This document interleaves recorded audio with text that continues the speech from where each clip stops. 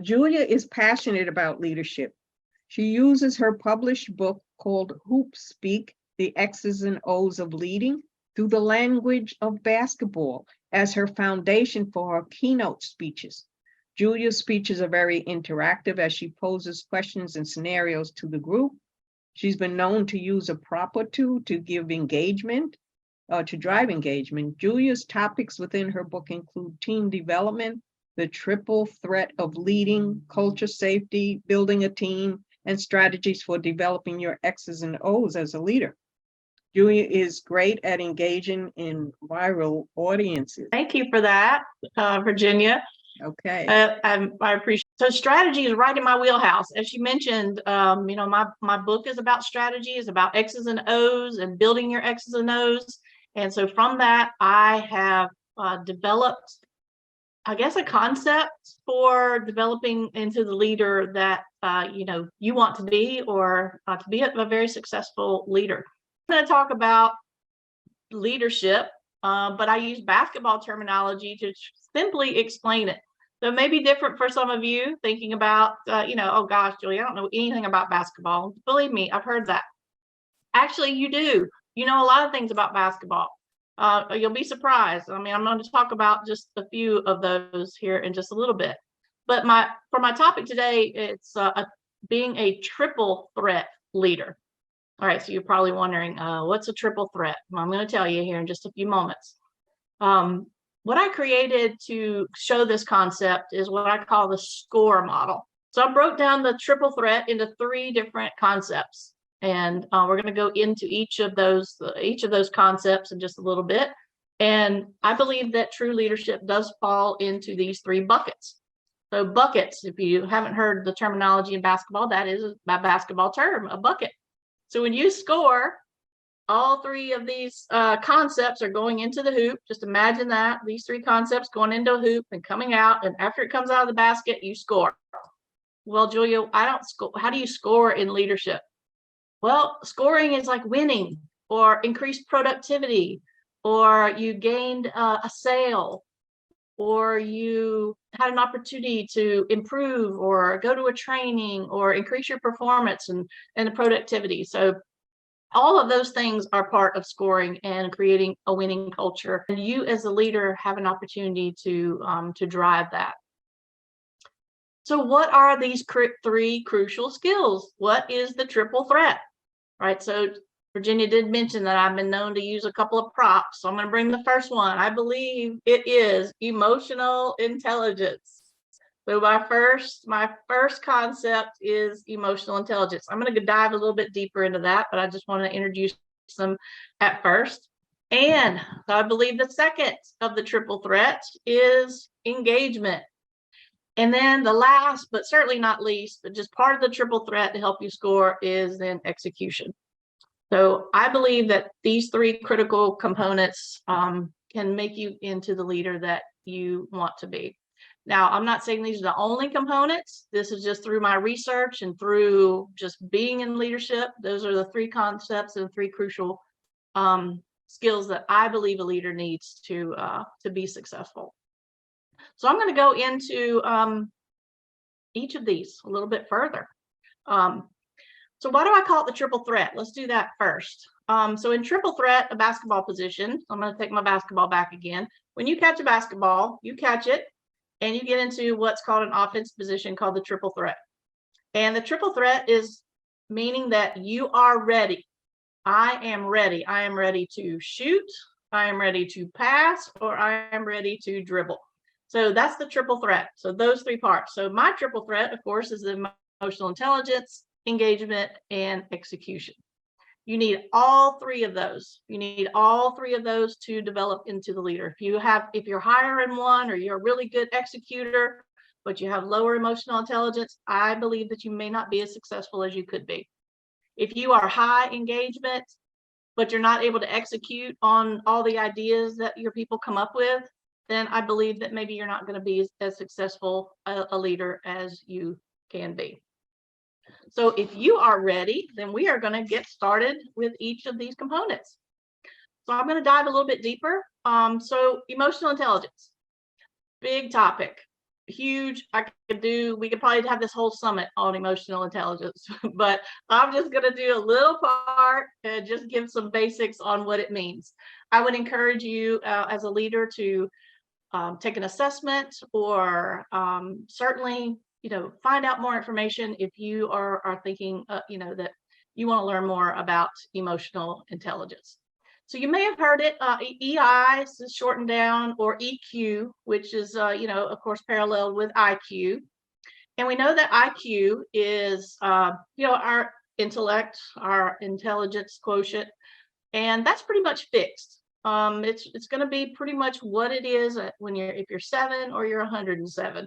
It doesn't really fluctuate that much. There are some things, that some certain circumstances where it could, but mostly that's a fixed thing. The beautiful thing about emotional intelligence, or EQ, your emotional quotient, is that it can be developed.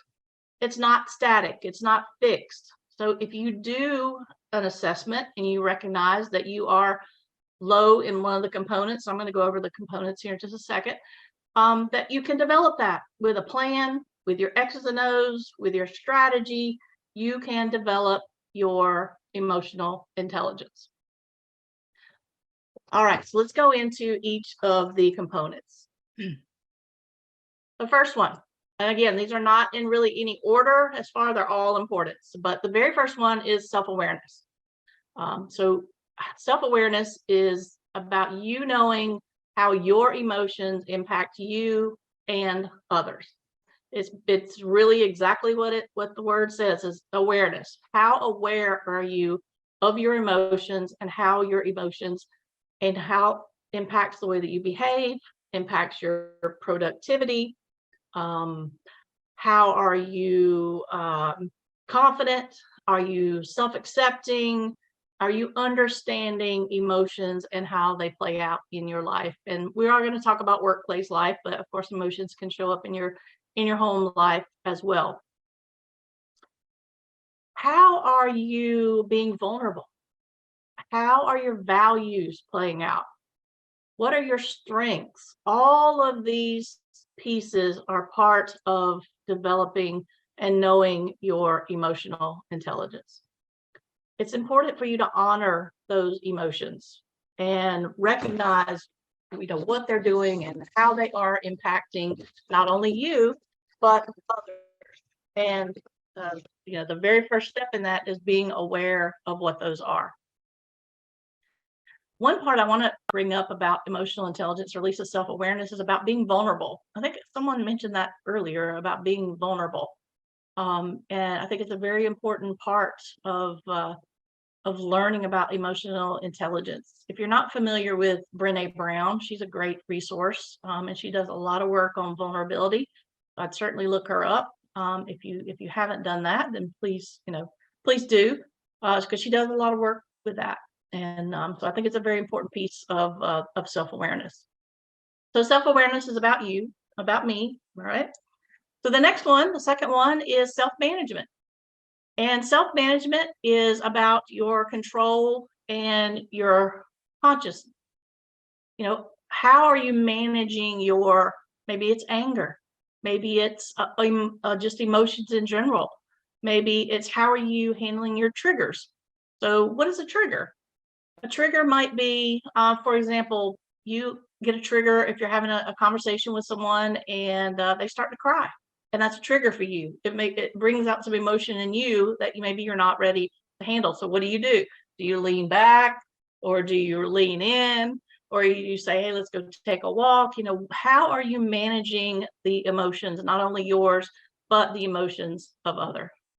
How much self-control do you have? How adaptable are you? What do you do in those times of stress? Do you, like I said, take a walk? Do you go do some yoga? Do you take a lunch break? What is it that you are doing during that time?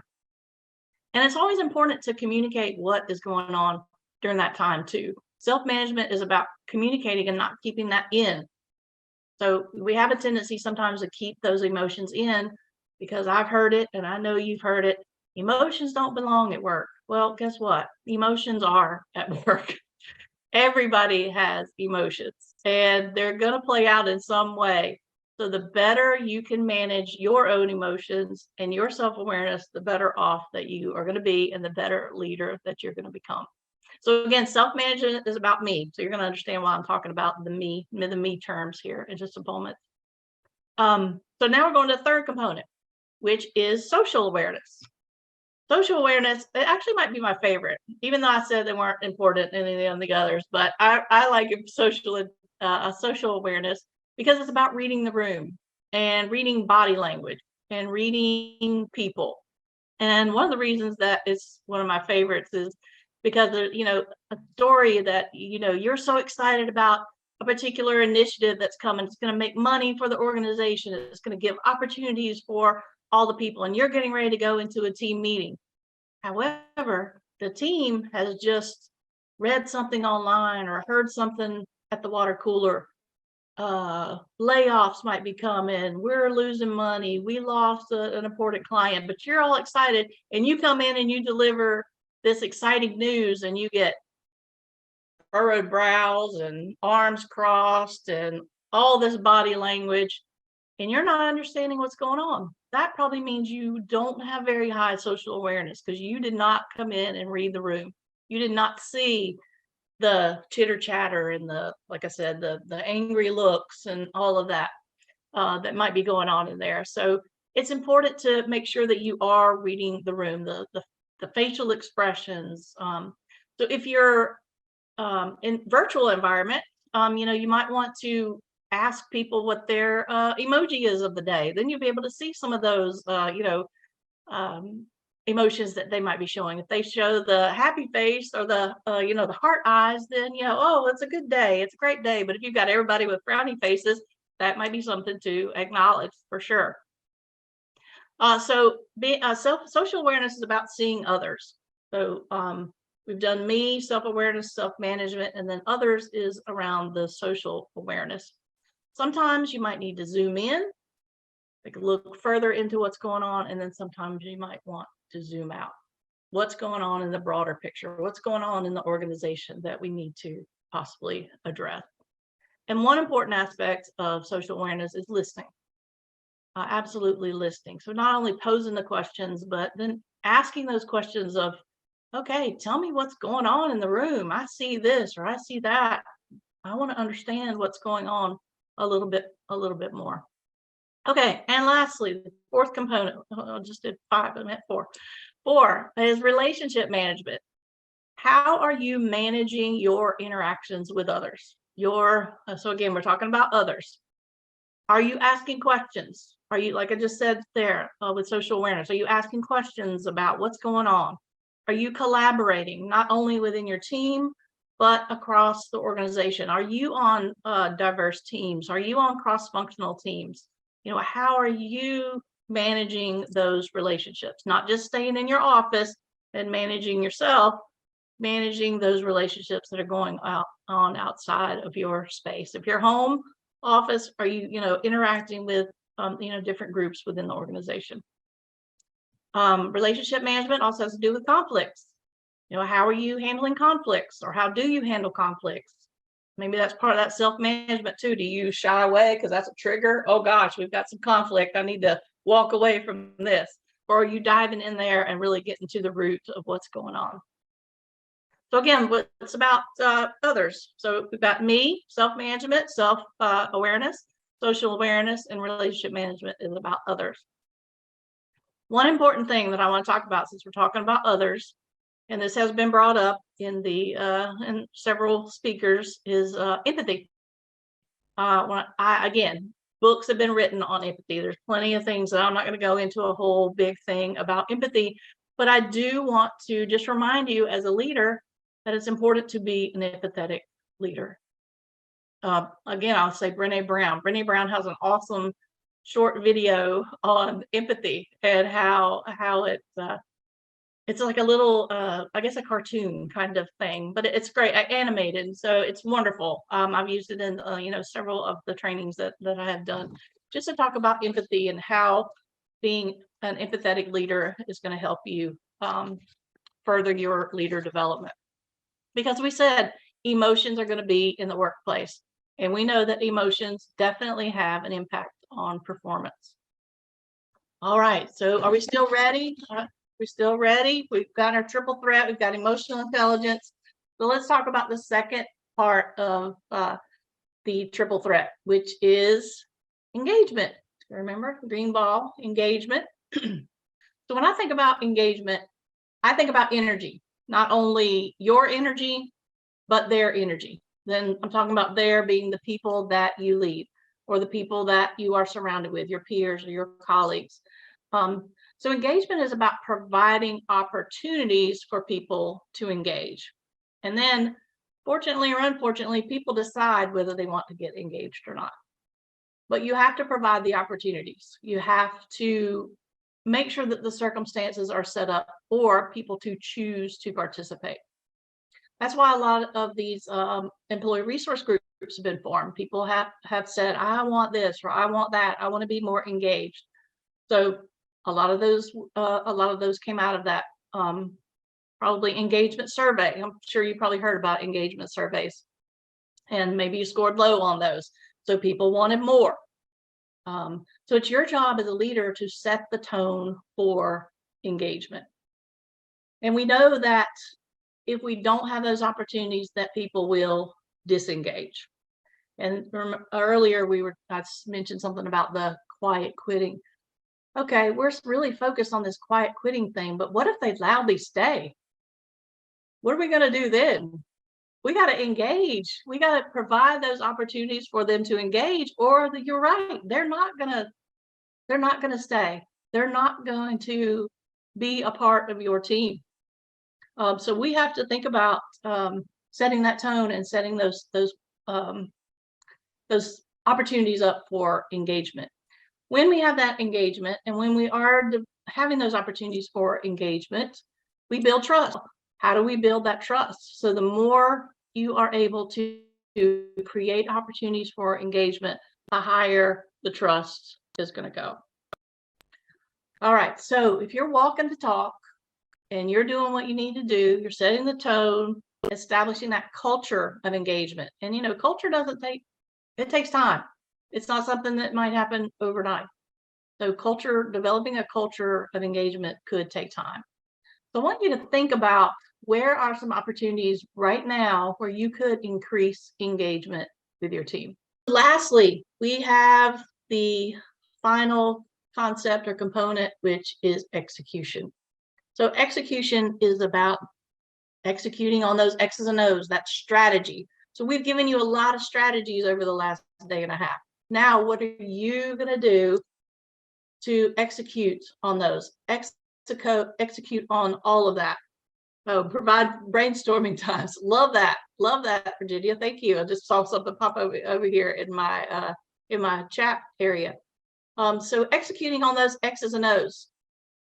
That's all about walking the talk. So what have you been talking about? What goals have you set for yourself and for your team? And then what are you doing to achieve those goals with yourself and with your team? Are you walking the talk?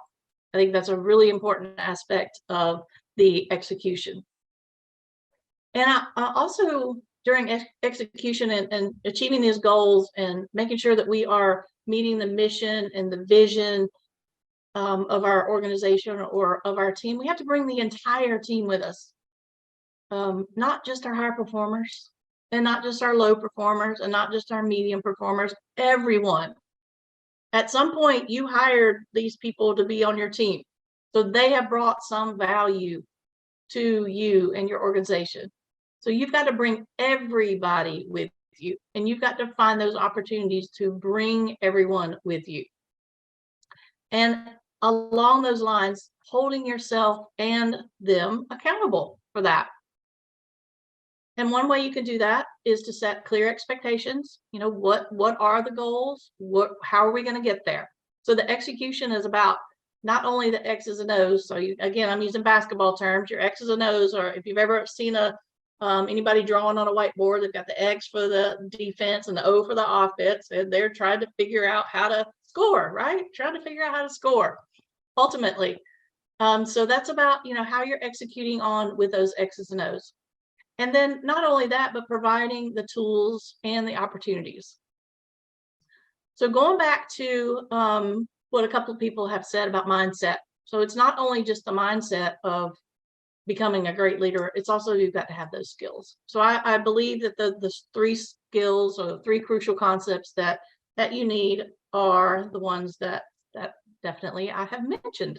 So now that you understand that, we'll go back to a triple threat. So a triple threat, again, is that offensive move. Are you ready to pass? Okay, so we'll think about it in basketball terms. So the triple threat of basketball is you get the ball, are you ready to shoot? Which shoot, if I think about basketball terms, is take an opportunity, take an advantage, take a risk. So are you going to shoot? You're going to take it on yourself and you're going to take a shot? Take a shot. That's just like, anything else that you can think about. Or are you going to pass? So in basketball terms and aligning it with leadership, that means collaborate with somebody, make a pass to somebody. As a leader, are you going to give somebody an opportunity that maybe they haven't gotten? Maybe one of your medium performers or your lower performers hasn't had many opportunities. So maybe they need a pass, and give them a pass they can catch. That's always something I used to tell my basketball players was give them a pass they can catch. Now, I don't say that what they do with it afterwards is going to be maybe simple, but at least give them something that they can catch. And then lastly, or will you dribble? A dribble, like, what are you thinking? Like, how do you dribble in leadership? Well, dribbling could be you need to move to a different place. You need to move to a different spot. You need to readjust. This angle or this opportunity is not exactly what we're looking for. So I need to dribble a little bit, or I need to save some time. So you find different ways and different path for doing things. That maybe you could have. So if you haven't come up with these ideas, maybe I'll give you a couple. Have a cultural day so that people on your team can talk about their own culture. Maybe you have foods, or you have events that really broaden that engagement, and people begin to understand each other and build that trust factor with everyone. So think just for a moment about engagement and what you could do. I mentioned earlier about the emojis. Those are interesting, especially if you're in a virtual world that gets the body language or the facial expressions as well as engagement. And then lastly, let's think about your X's and O's, not your kisses and hugs, but your X's and O's, your strategy. Wonderful. I love basketball, and I just don't have time to watch it anymore. But I do. Gosh. We can have it on the background. Okay, but there were a lot of things here that you said that resonated with me. Emotional triggers. We all have them. And somebody could say something to us or do something, and it sets off a trigger in us. And we need to be more aware of what these triggers are, not just for us, but for the other people, our team leaders, our team members rather, and our peers. What triggers them, and be cognizant of that, and work on what we're doing to trigger that in other people. Absolutely. So that was a goodie. Provide opportunities for people to engage, or people will disengage. That was great too, because if we're not providing those opportunities to engage, people will find other ways and other things to do, like getting on their computers and playing games or whatever, instead of doing what they should be doing. So you need to find things that people can do, find out what their strengths are, and give them tasks that will bring out their strengths. And I love the one where you talked about quiet quitting versus what about the people who loudly stay? They can do a lot of damage to your team and yourself through the water cooler conversations or the little coffee clutches on the side. That can create a lot of damage. So you do have people who, if you're not, having that cohesive group with your team, who can do that loudly staying and do damage to your group. Include the entire team in what you're doing. Don't just have favorites or a small elite group that you interact with. You need to include everybody, because everybody should have a say at the table. Absolutely. Okay, hold yourself and team members accountable. We all need to do that for sure to be successful, and give people something they can catch. Don't just throw things at them. Okay. And I agree with that. If you're throwing things at people and they don't have a clue, you're not clear, you're not, Yeah. letting them know the details. Be exact. Let them know the details. Let them know your expectations. These things are important. Okay. As 100%. leaders. Yeah. So if you're not doing these things, you're doing a disservice to your team and yourself. So I have a question for you, Julia. Okay. What other things besides the ones that you just mentioned can a leader apply to their leadership from the order that comes from the basketball games? Because basketball has a lot of order. People think it's just a game, but it has a lot of order to it. All sports do. So what other things besides what you've mentioned can a leader apply to their leadership from that type of order? From the basketball. Yeah. Well, I don't know if you know this, but a basketball court is 94 by 50 feet. So what are you doing on the court? And then what are you doing off the court? What kinds of things are, when you think about your on the court behaviors and your off court behaviors, that's certainly one thing that I think about. A former athletic director of mine said we live in a glass house. And so what are you doing, outside the team or outside the, organization? I mean, there's a lot of terms in basketball that totally align with basketball. Your team is weary from a big project that they just did, and maybe you need to call a timeout, right? You just call a timeout. Okay, we need to maybe go get a coffee or get some ice cream or something. Everybody knows what that means. A rebound. You just lost a big sale. Okay, well, how do you rebound? How do you come back from that? What kinds of strategies do you do? Actually, a couple of people this week have used pivot. Pivot is a basketball term. So pivot it means go in a different direction, but just thinking about things in a different way. Right. And which is why we need brainstorming, but great speech. And like I said, I love basketball. I love putting those two things together. I didn't know how it was going to work, but it works. That was Julia Weaver's presentation explaining her triple threat leadership strategy. If you enjoyed this video, please click the like icon below and click subscribe if you would like to view more of my videos. And thank you for spending this time with me.